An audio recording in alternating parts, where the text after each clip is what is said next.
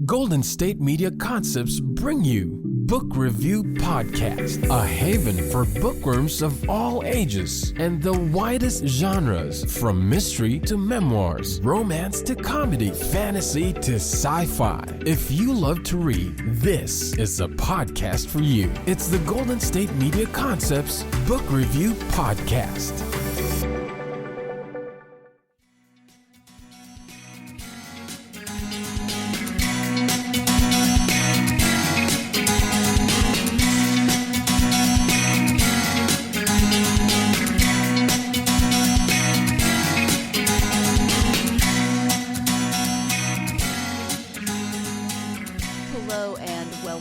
GSMC Book Review Podcast, brought to you by the GSMC Podcast Network.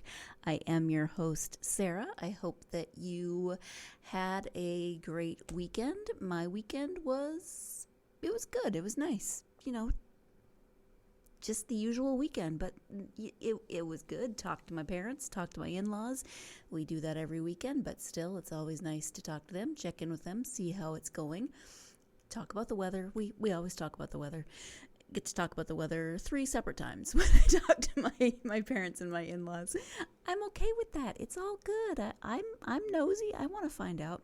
Anyway, it's always good to talk to them. Talk to my sister and my nieces and just checked in with family and all of that lovely good stuff. So I hope that you had a weekend of whatever you wanted it to be, whether that was productive or lazy or a combination thereof. We're going to talk about a book. We're going to talk about some books. We are going to speak today, I am going to speak today with author Priscilla Paton about her second book in the Twin Cities Mysteries series. It's called Should Grace Fail? And let me say that right off the bat, I love that this series takes place in the Twin Cities in Minnesota. You know, you often get series and books and of any genre or variety taking place in New York or San Francisco or Paris, and these take place in the Twin Cities, Minneapolis, St. Paul, as I said, in Minnesota. And for me, I am not from Minnesota. I am from Montana, although my friend Amy is from Minnesota, and we used to joke that we were from states. I didn't say it was a good joke. It was just something that we used to be silly about. But I am Lutheran, and being Lutheran and being from Minnesota are very similar sometimes. I don't know if I can explain that adequately if you're neither Lutheran nor from Minnesota, but there is a huge Lutheran population in Minnesota, in the Midwest, and even if you don't grow up there, there's some culture that sort of trickles in elsewhere. And I'm not, I didn't grow up that far from Minnesota, and there were a lot of people in our congregation who had grown up in the Midwest and brought some of that sensibility to our little congregation in western Montana. And so there's some things that Priscilla and I speak about in today's interview that had me kind of giggling, or you'll hear me make references to Lefse and Lutefisk, and that's partially my own Norwegian heritage, but partially my Lutheran heritage as well. So I just wanted to give you that little heads up that I am not from Minnesota, but I am Lutheran. and I find that actually kind of funny every time I say that, obviously, since I was just laughing. All right, this is book 2 in the Twin Cities Mysteries. Again, it is called Should Grace Fail? And the description on the back is as follows. Staying alive depends on knowing whom to trust and when to run. When a man who saves lives has his own brutally taken, detectives Eric Jansen and Deb Metzger have their empathy and their wariness pushed to the limit. The murdered man rescued traffic teen addicts from a crime boss, but he was also an alcoholic who left the police force under suspicion. Is his murderer a drug dealer, a pimp, a corrupt police colleague, all of the above? Or could the killer be a victim who lashed out at her savior? In the mix is the imperious matriarch of a hotel chain who is blind to incidents on her properties. The best friend of the dead man yearns to help but shows up in the wrong place at the wrong time with his therapy dogs. And a graceful 18-year-old pianist haunted by drug abuse endangers herself by protecting a charming sweetheart from the draw of crime. To solve the case, blunt Deb has to ingratiate herself with the hotel matriarch. Reserved Eric needs to earn the trust of wrongfully accused teens. The detectives are pushed over a riverbank, pushed off a golf course, and pushed into a tiger enclosure. If they don't catch the killer, the best friend and the pianist are as good as dead. Eric and Deb, working with and against each other, must move fast before helping others proves fatal. Okay, first of all, how great of a blurb is that? It's equal parts like really intriguing and kind of, oh, I wasn't expecting that, funny. And I mean, it's just, I think that's one of the best blurbs I have read. Whoever wrote that, good job. Nicely done. At any rate, that is the description of Should Grace Fail. As I said, it is the second in the Twin Cities Mystery Series by Priscilla Paton. And let's go ahead now and turn to the interview with Priscilla so she can talk more about the series and this book in particular. This call is being recorded. Hi, Priscilla. Welcome to the podcast. Well, thank you for having me. I am very happy to have you here today. We're talking about your new book, Should Grace Fail. Before we get to the book itself, though, if you could start by sharing a little bit about yourself, I would appreciate that. Okay, then. Well, I grew up a long time ago on a dairy farm in rural Maine, was educated in New England, sort of lived in a Robert Frost landscape, so it's probably no surprise that I became an academic, and one of my specialties was the literature and art of New England, people like Robert Frost.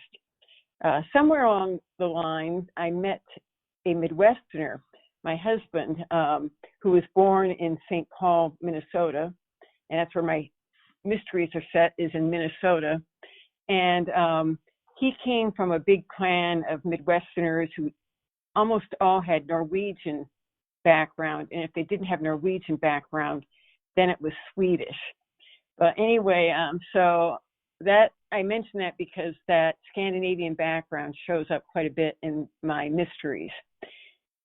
So in a nutshell, for most of my life, I was an academic, taught a lot of freshman writing, taught a lot of American literature courses, and it was my husband who was quite the mystery fanatic, because as a graduate student, he had assisted somebody doing a biography of a writer who started in the 1930s and 40s, Rex Stout, who wrote the Nero Wolfe series, if any of your listeners are familiar with that. So mysteries were kind of always on the edge there. And then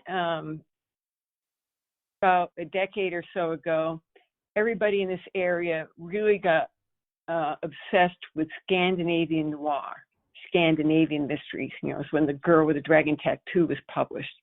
And let's just say I started reading them too and really got into mysteries again, but I may have also started to make fun of their formulas a little bit. And I might come back to that later when we talk more about some of my characters.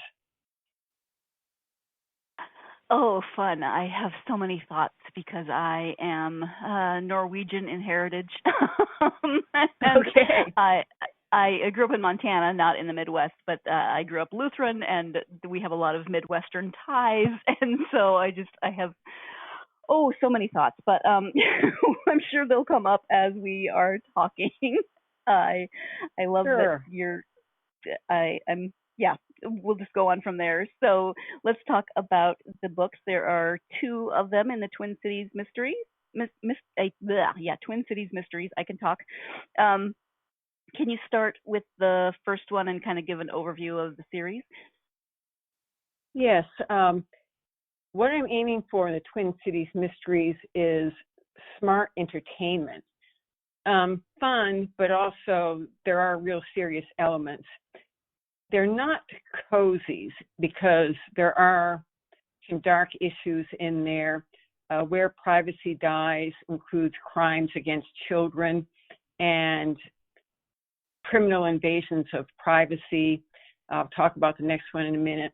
But at the same time, I want to have some fun. So I'm trying to balance dark and light in these mysteries. And Where Privacy Dies opens with the discovery of an executive's corpse in the wetland near the Minneapolis-St. Paul airport.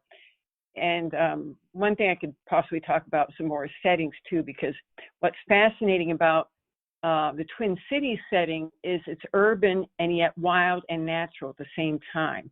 So you could have a body in a wetland within minutes of the airport, and it could go undiscovered for a very long time. But anyway, this body is discovered, and it turns out that the dead man had worked for a reputation management company, sort of a PR firm that would doctor people's damaged reputations, put a spin on them. Okay, well, that's interesting enough. But in the shoe of the corpse was the photo of a missing girl. So that's how it starts, where the detective, Eric Jansen, finds this body of an executive for this firm that works with very high-end clients, and the photo of a missing girl at the same time. So that's the first one. The second one, Should Grace Fail, has been nominated as a Forward Indies finalist, so that's a great honor. And that one, oh, thank you. One thing I do have to touch on serious topics again for a moment. Should Grace Fail I had completed it before the killing of George Floyd last May. That is a very serious topic on many of our minds. And I did not have anything that horrific in mind. I couldn't have imagined anything so horrific in writing Should Grace Fail.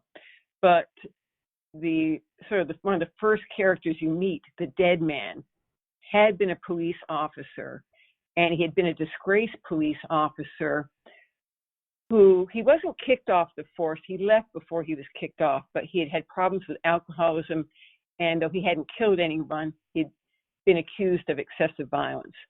So there's this disgraced police officer, but he tries to turn his life around. That's sort of backstory. And the way he does that is he goes to Alcoholics Anonymous, and then he starts rescuing teen addicts and teens who are sex trafficked. He starts rescuing them off the streets. And that's when he's killed and found in a dumpster. So then the question becomes, who killed him? A former corrupt police colleague, a victim of sex trafficking who panicked when he showed up, or possibly one of the traffickers or a drug dealer.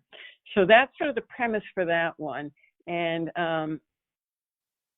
it's a little bit about, can doing good be fatal for you? It still has its lighter moments, and it has a related story involving a young pianist, an 18-year-old girl who's mixed race. And she's very interested in saving some friends of hers who are, they came out of broken alcoholic families. But again, saving people in high-risk situations can itself be very dangerous. Yes. And you mentioned George Floyd, and then, with recent events in the news, I think sometimes a lot of people think of the Midwest and maybe the Minnesota area in particular as very homogenous, very white Scandinavian maybe, and it really isn't. So I appreciate that there are books like yours that have characters that are representative of the area, not just you mentioned the mixed race young woman, et cetera, and it helps to highlight that it's not as homogenous as people might sometimes think. Right. And as we were saying before we started the interview, I was mentioning that I have family in California, and my family comes in more than one color now. So I'm very aware of that we are a multicolored family. And also I've been involved with local nonprofits, mostly through United Way, but I'm now on the board of a center that helps victims of domestic violence. And I've also tutored in the public schools some, and I'm not seeing just one color there. I'm seeing a multitude of colors. So partly I'm trying to do what I think a lot of writers, no matter what their color is, are trying to do, show the world around me, and the world around me is not all one color. So it is going to be in my books that way, and that is one of the issues my detectives have to deal with. Sometimes it's in a light way. There is a character in the series a black investigator who's called Jimmy Bond Smalls, but he likes to say he's the black James Bond because it is taking them a darn long time to get that black James Bond out there. So, you know, I try to, mix it up a little bit, but, there's still a lot of idealism, I think, in Minnesota, but it is actually a much more mixed culture than people realize. So, as everywhere, you can kind of get in your own little enclave and be quite unaware of what's going on elsewhere. And you see elements of that in the novel. Particularly the character Jaylyn, who's mixed race. She's a classical pianist. And so this is sort of a minor part of the story. People are like, well, why aren't you doing hip hop? You know, she has to kind of face questions that perhaps a white, pianist would not have to face. Sure. Yeah. And there's a lot of different directions we could go with that conversation. Hey, look at me not going off on a tangent for once. Let's celebrate that little accomplishment by taking our first break of the podcast. After the break, I will be talking more with Priscilla, of course, and we'll be talking about her inspiration for this second book in the series, Should Grace Fail. So stay tuned. You're listening to the GSMC Book Review Podcast, and I'll be right back. Golden State Media Concepts bring you the Bible Study Podcast. Reflect and journey the Bible as together we study God's Word and be inspired. Bible study made fun and informative for all ages. It's the Golden State Media Concepts Bible Study Podcast.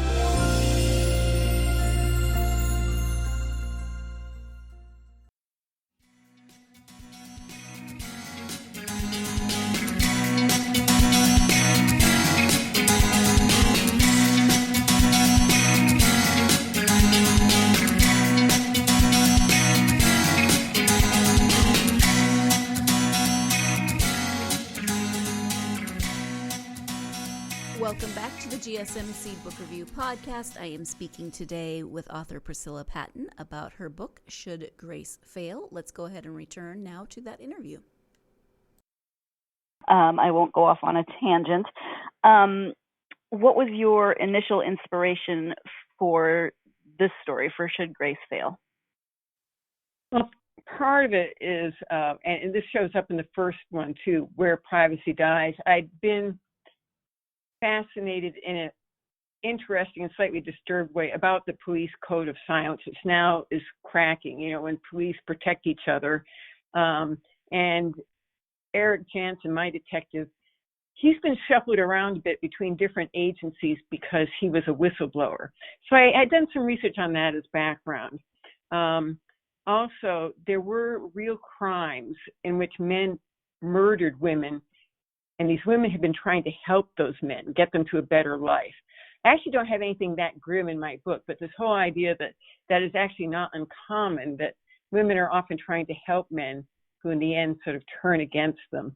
And often a role in that, those murders or those cases is alcoholism and addiction. They're sort of tied up together. So there were some real cases in which men took advantage or destroyed the very women who were trying to help them. And I don't do those crimes exactly. I respect them and give their distance. But that whole idea of the risk involved in helping people who need it the most sort of took hold, because in some ways that's what the detectives are trying to do, and that's what some of the other characters in the book are trying to do, is reach out to help somebody, not necessarily understanding the full risk. Okay, thank you. You mentioned some of your characters earlier, but can you talk about Deb and Eric, who are partners and pretty disparate from one another? Can you talk about them as the main characters and what you think about them might resonate with readers? Well, Eric Jansen came to me first, and there's a lot going on there. He's in a way he comes out of a sort of stoic male background. Now, you get that background in noir fiction, the sort of quiet, tall, dark man. But I grew up with sort of stoic New England farmers, and my husband grew up with stoic Midwesterners. So that kind of guy who he seems like, you look at him and think, oh, I know who you are, but you don't really, because they're so reserved. So he's a bit of a mystery. He's a bit of a code to crack. But I did draw on both my family background and my husband's family background in creating Eric's family. He comes from a family of do-gooders. And at one novel, he kind of quips that he became a homicide detective to get away from all that goodness. He needed to see a little bit of the dark side for adventure. And he's, I was also having some fun with that noir stereotype, the kind where the detective is, gosh, somebody murdered his wife or his lover. He has terrible habits. He drinks too much. Femme fatales are always surrounding him. Well, with Eric, he actually is very healthy, and he's a long-distance runner. He is divorced, so that is a bit problematic, and he's sort of annoyed by a very sensitive poet sister. So if you have a poet sister, maybe that resonates with you, but he's sort of the guy next door with a bit of a mysterious edge to him. Deb Metzger is based a little on women I've met. One was a female athlete who did shot put, who had these enormous shoulders. Another was a woman who was a rural doctor. Let me start that one all over again. A woman who was a doctor in rural Maine and a very outspoken, literally loud advocate for the marginalized. So Deb has kind of got a couple of different people behind her. She also has a chip on her shoulder the size of a concrete block. And I think a lot of women will identify with her, even if they're not lesbian, because she has sort of been on the other side of microaggressions. People kind of think, well, you don't really belong. And so she is a little on edge. And she and Eric are not prejudiced against each other so much as they think very differently. She's very extroverted and has to think everything out loud. She's sort of on an emotional roller coaster, where he's more puzzling things inside. And when he does say something, you're not quite sure what planet it came from. So I've got a little friction going between the two of them, and they sort of need that. They sort of need each other's irritant to pull out their best ideas, so to speak. I am laughing a little bit because you've just described me and my husband to a certain extent. He is an extrovert and an external processor, and I am a massive introvert and an internal processor. So, And yes, you know how that can go, where one is thinking, why can't you be quiet for a few minutes? And the other one's thinking, will you please tell me what's going on? So, exactly. There are quite a few moments like that, and some they don't really switch roles too much, but they're often, and in a way that's good, because that's good in what they bring to a case. Eric's more of the puzzle solver, where Deb sees more of the vulnerabilities of different types of people. Mm-hmm. Yeah, that's often the case with people that are that different. Their differences can sometimes be frustrating in terms of communication, but they can work really well together in terms of balancing each other's strengths and weaknesses. Exactly. Yeah. When you write, what kinds of research do you like to do? I probably do too much research at times, and this is actually where my academic background helps me a little. I will do serious research on, I read, a book by a medical expert on alcoholism as a disease.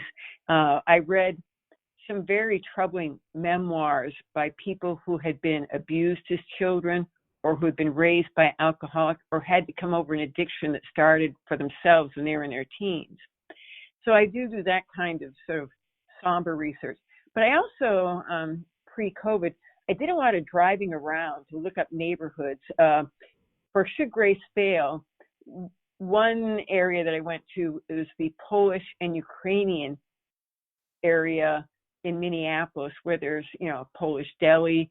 There's a Catholic church called St. Hedwig's. There are these huge old, pylons for electrical wires, because that's where Jalen's white grandmother lives, in that area. And it was sort of fun to drive around there. And in driving around that larger area, I came across a place called Betty Dangers.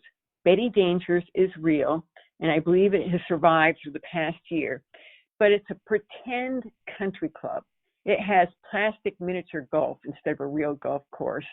And when you sit down, the menu is printed in the preppy handbook. And they have a little Ferris wheel right outside.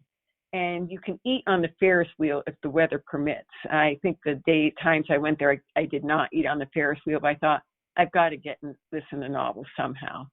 So I do a lot of driving around.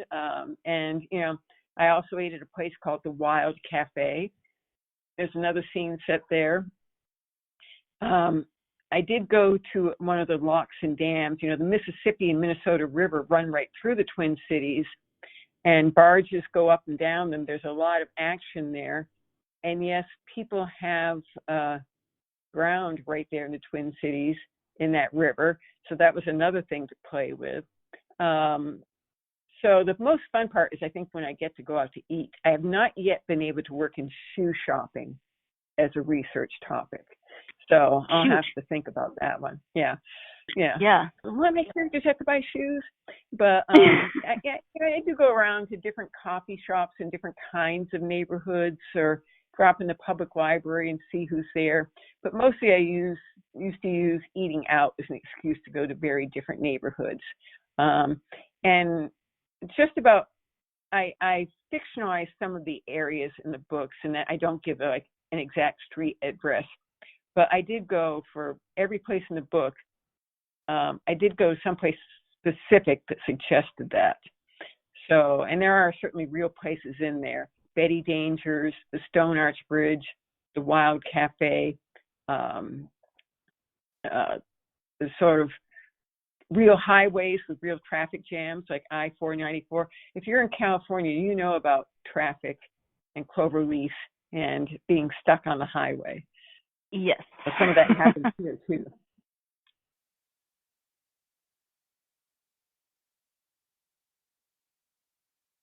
Oh, you still there? Yes. Oh, sorry. Can you hear me? I was just saying, any large area gets its traffic jams. Although I laugh whenever I go home, because I grew up in Montana, and driving with my dad in any sort of larger town, he gets really grumpy about traffic, and there is no traffic comparative to other places. So, I thought about one more thing about both sort of settings, and yes. I give my characters abilities I lack. Deb Metzger is a golfer. I'm not particularly a golfer, but and when I was describing, when I was working on this early, I don't usually go into too much detail, but I said to somebody, well, I need to go visit some of the golf courses in the Twin Cities. And one fellow said, do you know you can hit a ball from this course, which is a public course, into this very exclusive private course? Now, I think you'd actually have to be a world champion golfer to do that. I kind of went to check it out, but that gave me, I would not have thought of that if he hadn't mentioned it. I also went to a reception at a hotel, which was a little self-conscious about itself being a Minnesota hotel. And it did have wallpaper that had like bears and walleye, the local fish on it. And so I do have one scene early on where Deb goes to a meeting about sex trafficking. It's in this fancy hotel that has that wallpaper. So you find things in odd places, and you take advantage of them. There are wonderful gifts out there to a writer if you pay attention. Yeah, and I imagine that this kind of research sort of helps to offset some of the darker research that you need to do for the mystery and police work involved in the stories. Yes, it does. And, it's hard to see because of the news right now, but there are a lot of beautiful areas in the Twin Cities and the greater Twin Cities area. So that's always kind of an inspiration for me. Hmm. Are there autobiographical elements in your writing? I mean, you mentioned your family and your husband's family. Are there other examples of autobiographical elements?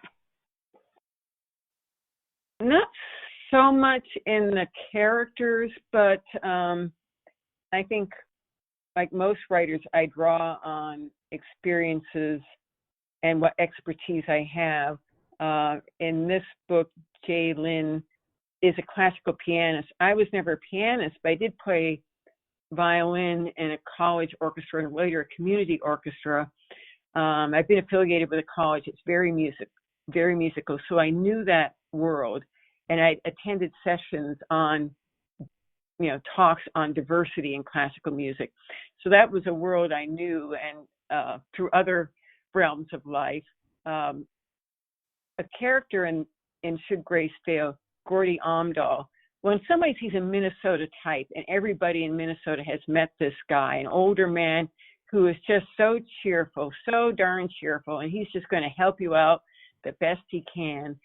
And he has an accident. This is sort of a backstory, but he has this transformative accident, which I won't go into detail, but that kind of accident occurred to a neighbor of mine when I was growing up. And I guess that sort of stayed with me. So I guess that's drawing, not so much directly out of autobiography, but certainly out of my experiences. And I think one thing that actually attracts me to this kind of writing is that it's hard work, but I sort of want to explore people and topics that are outside my, familiar realm. And so I do reading, I do interviews when I can. Thanks to the internet, you can find a lot of online. Time to go ahead and take that second break of the podcast. When we come back, I will be asking Priscilla about Minnesota Nice. Do you know what Minnesota Nice is? Well, after the break, you'll find out a little bit more about that. So stay tuned. You're listening to the GSMC Book Review Podcast, and I will be right back. Golden State Media Concepts Sci-Fi Podcast. Together we dive into the world of sci-fi and science fiction. From episodes of Star Trek, Star Wars, to The Walking Dead, Resident Evil, all the hot new science fiction movies from the backdoors of Marvel or DC. The Golden State Media Concepts Sci-Fi Podcast. You'll never look at science fiction the same way again.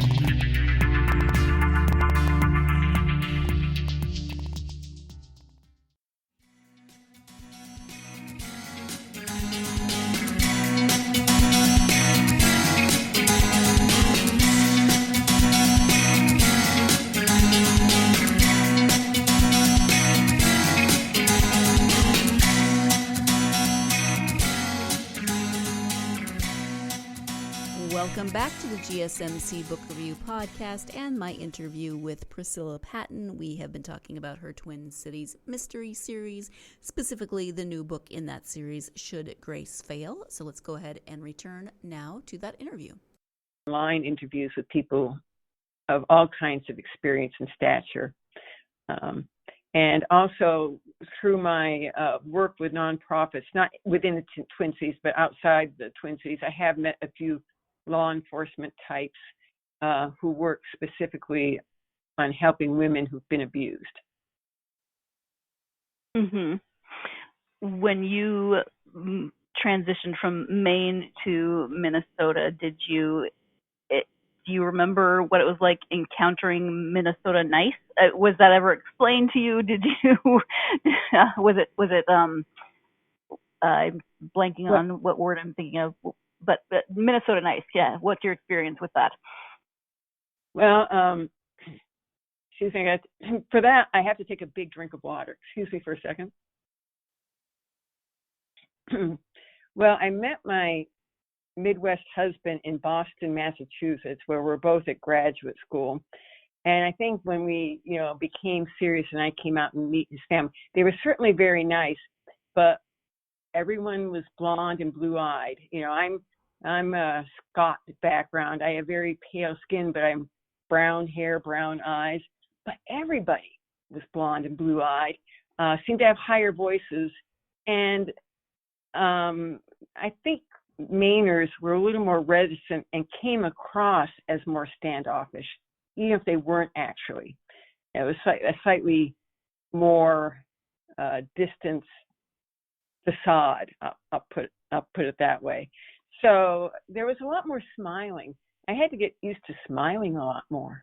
But in general, it was very welcoming. And one thing, there are a lot of similarities between New England culture and the kind of culture my husband's family came out of, because both his parents came out of farm backgrounds. His mother came from a tiny town in Wisconsin called Westby, and she grew up speaking Norwegian before she spoke English.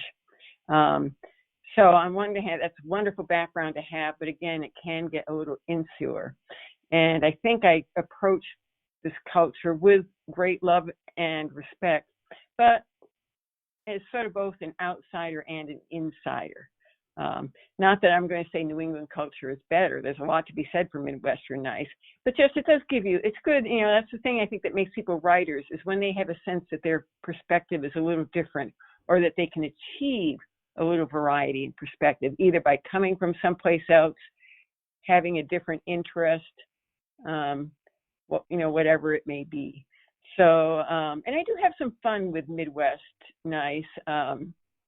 Early on in Should Grace Fail, when Deb is at this hotel that's too posh for her taste and feeling a little out of place. Well, first of all, she walks into the men's room by mistake because the signs are so arty, they're confusing. So she's got that going for her. She walks into the men's room first thing, but she has to give a speech and she really doesn't want to. So someone tells her, imagine the audience is naked. They're Minnesota nice murderers who are naked.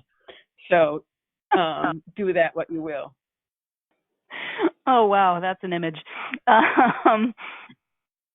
Does lutefisk make an appearance in any of your books? I'm trying to remember. It's certainly made an appearance in our lives. And if you don't know what that is, what current lutefisk is, well, as an outsider, I call it fish jello and a butter delivery system. People I know who say they love it. There's so much butter and salt and pepper on it, you wouldn't know. Lefse is sort of like a very thin Norwegian tortilla, and those are delicious, and they can be savory or sweet. But I don't know that I've gotten that far. I haven't. One thing I write in different seasons. Where Privacy Dies is set in April, going on to May. Should Grace Fail is set in June. So I haven't hit lutefisk eating season yet. I'm not quite sure how I'm going to handle that. If you had advice, I will take it. But anyway, and yes, we do have meatballs, and Eric in particular, Deb's background is more, they both grew up in Iowa, because why not have your sophisticated noir detectives come from Iowa? But Eric would have grown up with all that kind of stuff. Deb's sort of German, English, Swedish, Norwegian. She's more of a mix. But she would have gotten some of that too, a little less. But but she pries out of Eric with a crowbar that his first girlfriend was the preacher's daughter, the preacher's kid. Of course she was. So, of course she was. Yes.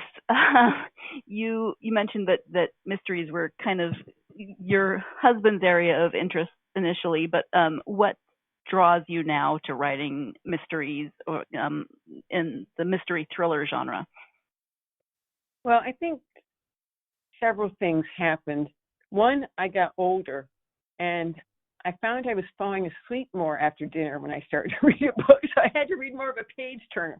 I had to switch more to page turners. And as I said, when The Girl with the Dragon Tattoo came out, and when the Wallander series, Henning Mankell, when those books, if you're familiar with those, first began making a big hit in the States, I started reading those. And I said I may have started making fun of some of the dark formulas. And, people like my husband, his friends said, well, why don't you try writing one? And I was sort of phasing out of teaching at that time. And I did want to break from academic writing, and I did want to let loose a little bit. I've had to be a nurturer. I've been on these somewhat serious committees, and, you know, as in Sherlock Holmes, the game's afoot. Mystery writing, mystery reading can be a game. And one thing a friend of mine pointed out is a little bit like academic scholarship, mysteries have a strong analytical moment. Strong analytical side where they're trying to figure out the crime. And especially in Where Privacy Dies, the opening pages have Eric almost step by step trying to recreate that scene. First, this could happen. Then what's the next? You know, they're creating hypotheses and testing them all the time. So, I mean, granted, you mix that up and throw some fun in, like the cadaver dogs have found a cadaver and now they want to play and sort of interrupt him. But I think, you know, I like the game of it. And for me, I don't do so much psychological darkness, which is very popular right now in a lot of, but because I'm sort of familiar with a lot of social issues, mysteries have often did, because crimes often involve some kind of social difference, some kind of disadvantage, some kind of marginalization. In my first book, Where Privacy Dies, a woman who has Hispanic background works in this office where the dead executive had worked, and she's not believed when she says things because she's seen as an emotional woman from a different background. So, you know, you get to play with ideas like that. You get to learn more about it, but in creating a book out of it, I think you focus on the suspenseful side. And I really think of my books as character driven, but my characters might be bad drivers who run into each other. So that's sort of how I got into it, I guess I'd say. Mm-hmm. That's a great metaphor of your characters who are bad drivers. Do you have an idea of how many books might be in this series, or are you just writing until the ideas run out? How's that working for you? More the second, the latter, because you know, when I was though I certainly did teach when I was an academic, novels and short stories. I did a lot of my research more on poets, which didn't really have plots in them. And this is an irony I don't understand myself. In some ways, I am not experienced with plots, but I seem to be very drawn once I start writing to creating a complicated one. Not too complicated, I think. So I don't quite understand that about myself, is why I'm getting into that deep a plot. But I just sort of taking it one book at a time. I am working on a third now. I don't have a name I like yet. It does involve the same detectives, Eric Jansen and Deb Metzger. And it also involves, I'll tell you this much, at this moment, it starts off with the murder of a real estate agent, because probably all of you have had an agent that you've wanted to murder at some time, but, well, I won't go into that. But anyway, a woman real estate. And, well, I think California real estate, gosh, there's a lot of drama there, I'm sure. Yeah.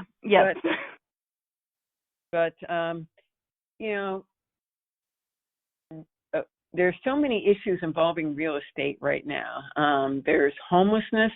There's homelessness in the Twin Cities. At the same time, despite the social upheaval, despite the pandemic, it is an incredibly hot real estate market. You know, properties are to die for. Ha ha. You know, so I'm sort of looking into that. And again, I'm creating new characters. One of them, you know, is a woman. One of them may be British, just because at least one of my mysteries has to have a character with a British accent, I think, you know, just because, out of tradition. But I'm working on that now, and I have to admit, like a lot of writers, pandemic has been a challenge for a couple reasons. One, it has been so distressing that the creative mind and other writers, the creative mind has been challenged.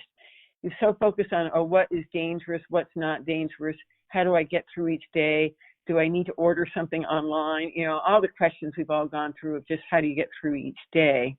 I haven't been able to drive around, and I really love that. I can start doing that again now. I'm vaccinated, yay! Yay!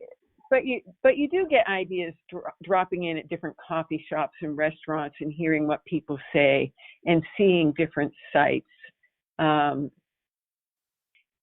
another thing that sort of happens, and I've heard other writers complain about this much more than I have, but writers work at home often in isolation, and suddenly there are other people in the house making noise, taking up the internet, so right. So sharing that Your way. isolation.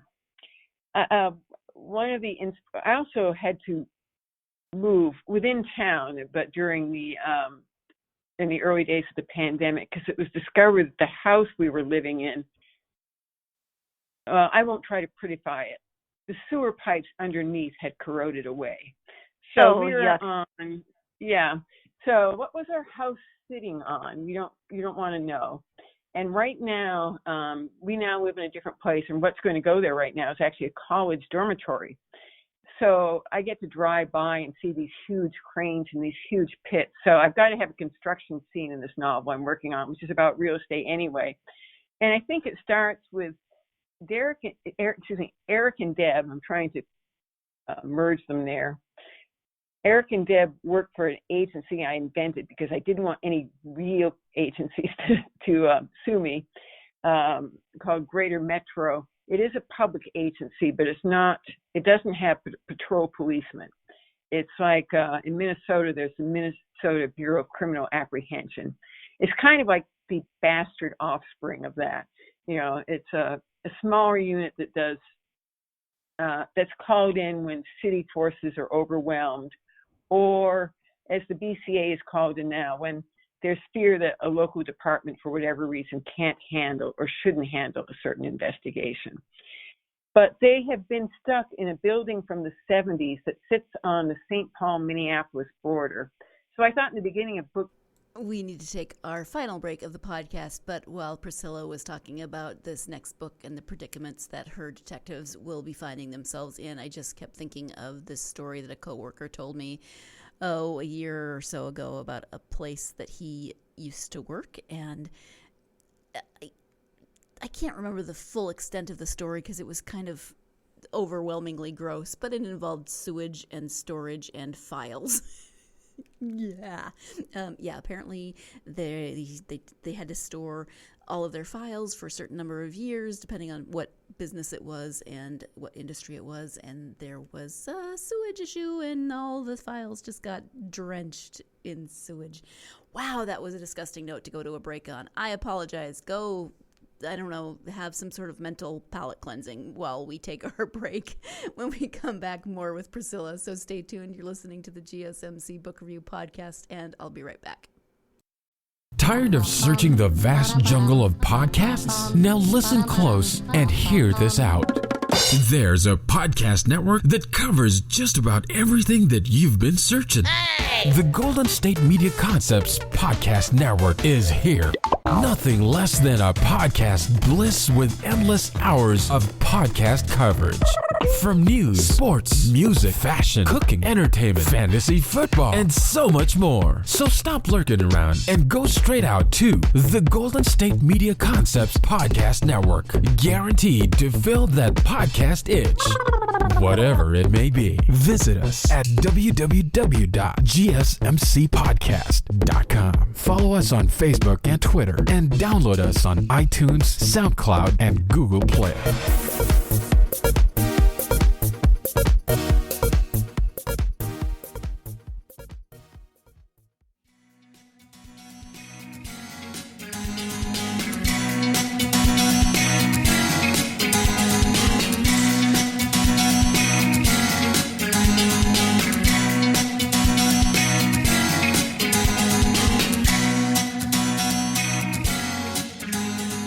Welcome back to the GSMC Book Review Podcast. Before the break, Priscilla was talking about her next book in the Twin Cities Mystery Series and some of the difficulties or challenges that her main characters, Deb and Eric, will be undergoing. So just a refresher that is what she was talking about, so that my next comments will make more sense in context. Sewer pipes rot out. So they too are homeless, like characters in the book. So they're scrounging around for office space as we speak, and often working out of their vehicles because, you got to give your detectives a couple of challenges beyond what they expect. Exactly. I talk to a lot of authors who say that they are, they're just in the habit of doing terrible things to their characters. You gotta keep them on their toes. Yeah, and being told overnight, your building is now toxic. And they said, I could have told you that in the first place. I knew that already. Right. So, yep. Yeah, they have to leave their toxic workplace.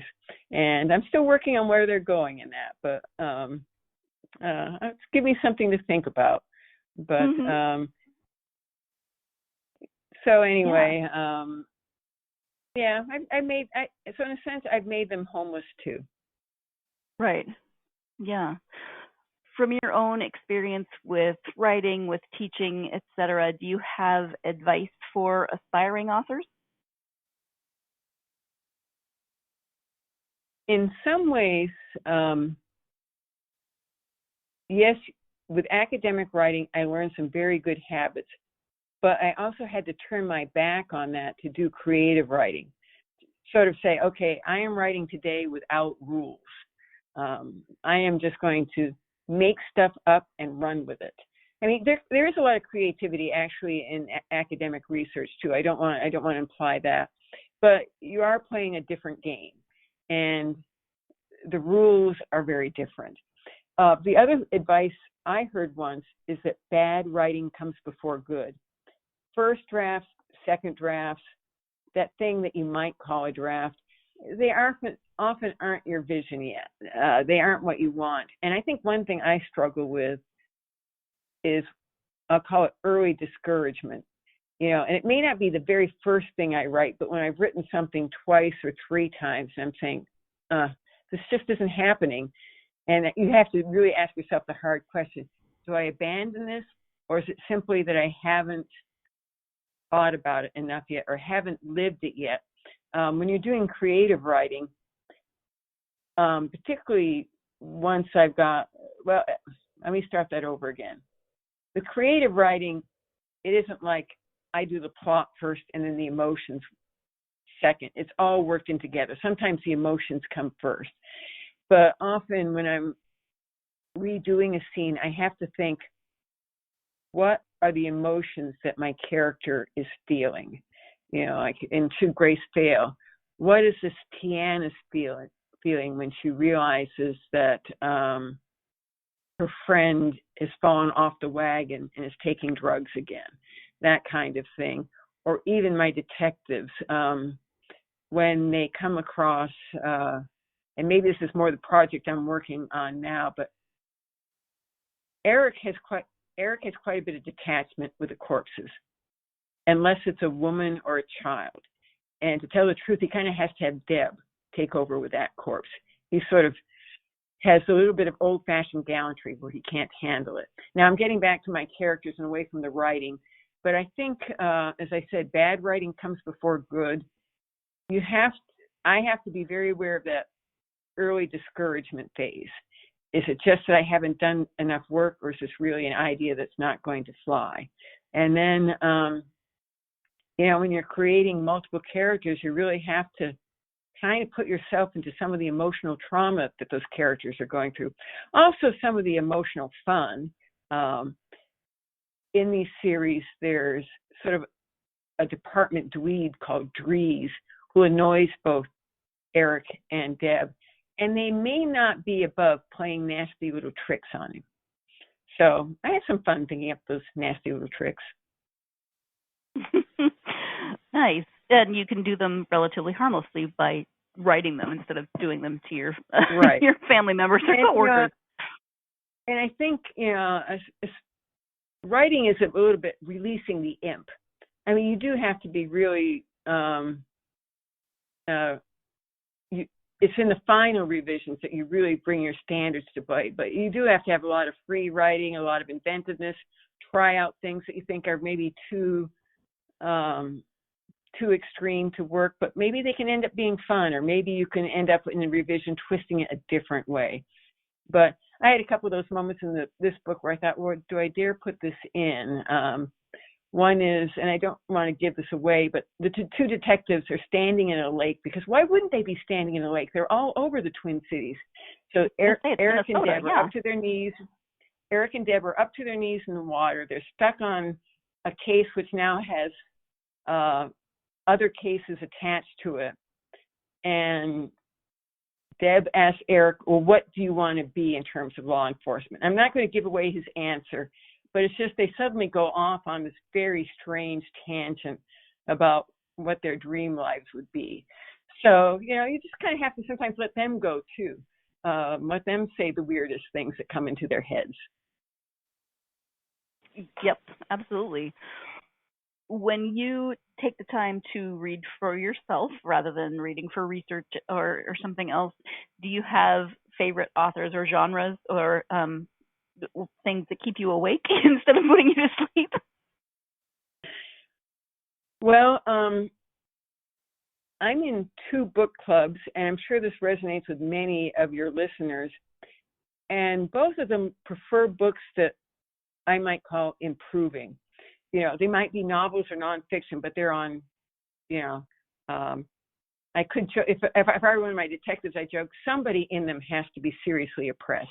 Anyway, but I do read, now the names went right out of my head, but I just read a novel set, that fictionalizes Shakespeare's life. So the main character isn't Shakespeare, but the wife and children, called Hamnet. And I'm blanking on the writer's name, but I do actually enjoy a lot of those books that are sort of outside the mystery genre. I do like witty mysteries, so I read some of Donna Leon's Commissario Brunetti series set in Venice. I also like Deborah Crombie. She's from Texas, but she writes mysteries set in England. I do go back and read my husband's old favorite, some of the Nero Wolfe novels, because they have, if you're not familiar with the Nero Wolfe series, Nero Wolfe is like a Sherlock Holmes in New York. Only he's very corpulent. He never leaves his desk. So he has his right-hand man, Archie Goodwin, who's glib and quick and clever and strong, go out and kind of gather the clues for him. But they have a very tense relationship, and those books are very clever, very funny. So I kind of read a lot of different things.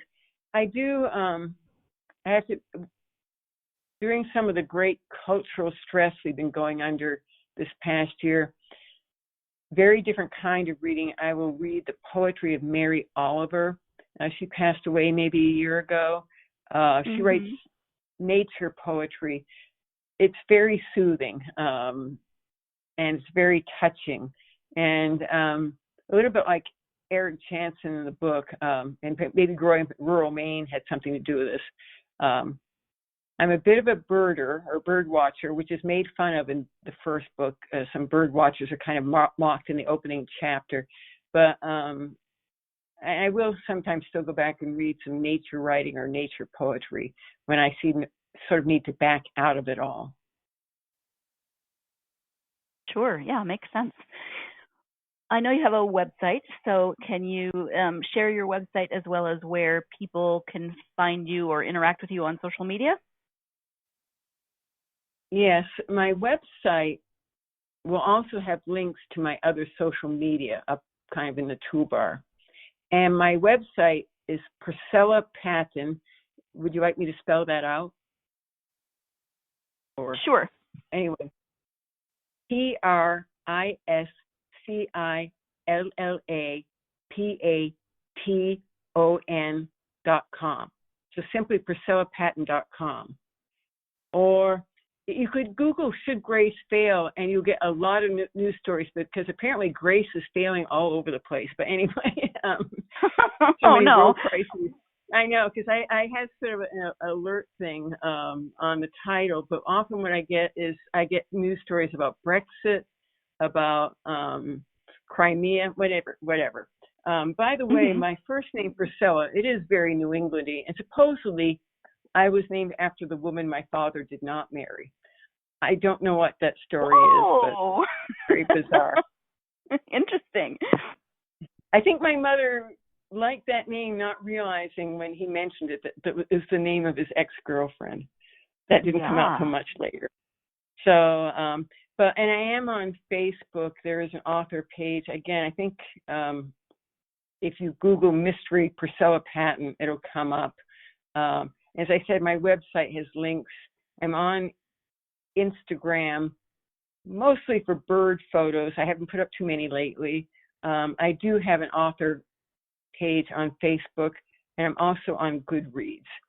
So I do have those platforms, and I try to keep up with them, sometimes more than others. I have to admit, this is one thing where I have found a challenge, and other authors are in the same boat too. I grew up with, as I was saying earlier, reticent New Englanders. And I found it very hard to be so present on social media.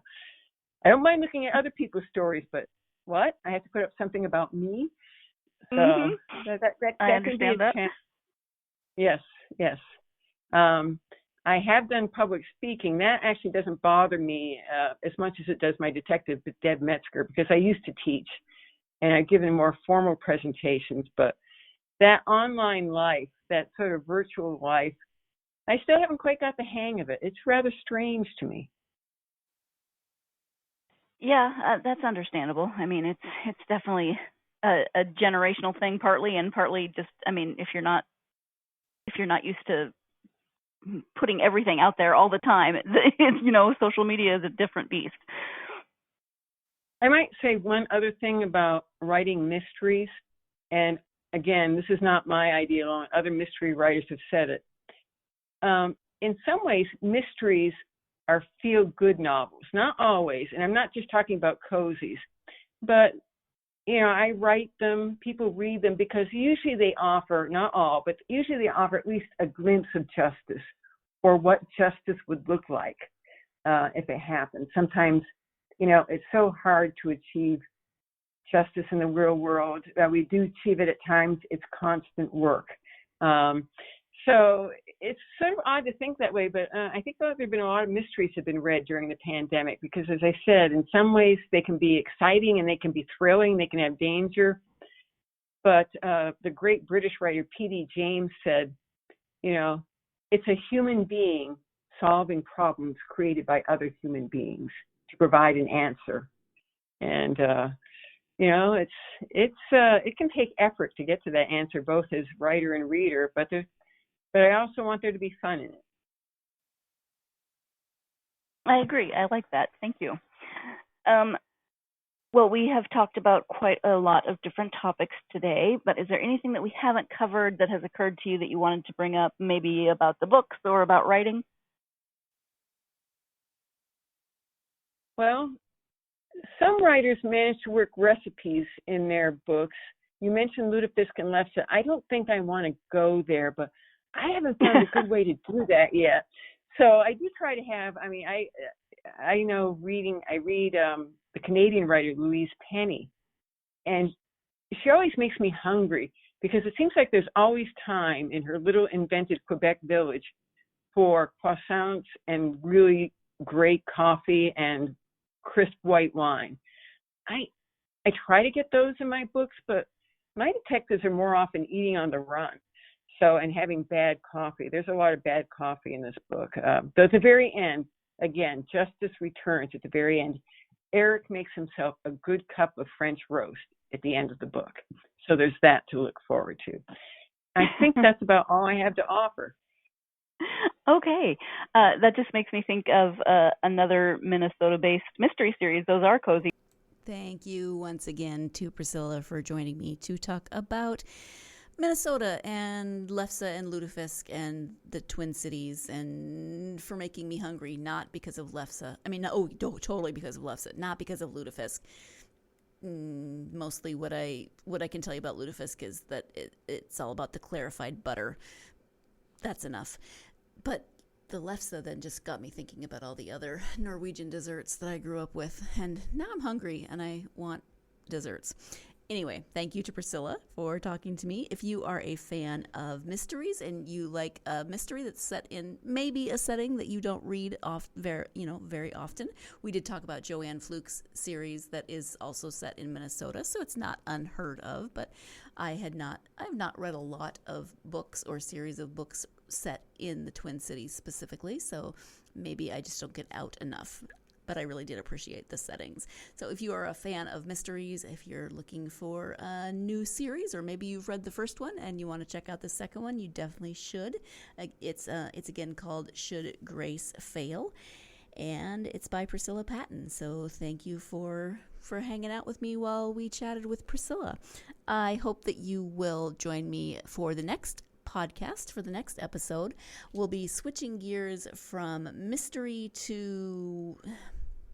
It's not quite nonfiction. It's short stories. It's an interesting mix of genres. It's called Mixed Harvest, Stories from the Human Past, and the author is Rob Swigert. I may have just mispronounced his name. I will double check that before next episode. But yeah, it's called Mixed Harvest, Stories from the Human Past, and it's anthropology, archaeology, storytelling, history, oral history, just a lot of, like I said, it's a mixture of genres, and it's a very interestingly put together way of talking about the subjects that he talks about. So really, I'm not explaining it well, but that's why you have to tune in to listen to the podcast next time so you can hear Rob explain it better. Please do that. Please also, if you are a fan of the podcast, do those things that I mention at the end of every episode. Follow us on social media, Facebook, Twitter, Instagram. Write a review, or leave if you don't want to write a review, just leave those stars. Subscribe, whatever podcast platform you listen on. Go ahead and click that subscribe button. That way you'll get notifications when new episodes come out, but also it just really helps us to get this podcast out to more book lovers such as yourselves, and I am greatly appreciative for everything that you, my listeners, do to help this podcast grow and continue. So thank you, as always, to you. I hope, as I said, that you had a great weekend. I hope that your week so far is going well, but as always, my main hope for you is that you have plenty of time to get yourself lost in a good book. Thanks. You've been listening to the Golden State Media Concepts Book Review Podcast, part of the Golden State Media Concepts Podcast Network. You can find this show and others like it at www.gsmcpodcast.com. Download our podcast on iTunes, Stitcher, SoundCloud, and Google Play. Just type in GSMC to find all the shows from the Golden State Media Concepts Podcast Network, from movies to music, from sports to entertainment, and even weird news. You can also follow us on Twitter and on Facebook. Thank you, and we hope you have enjoyed today's program.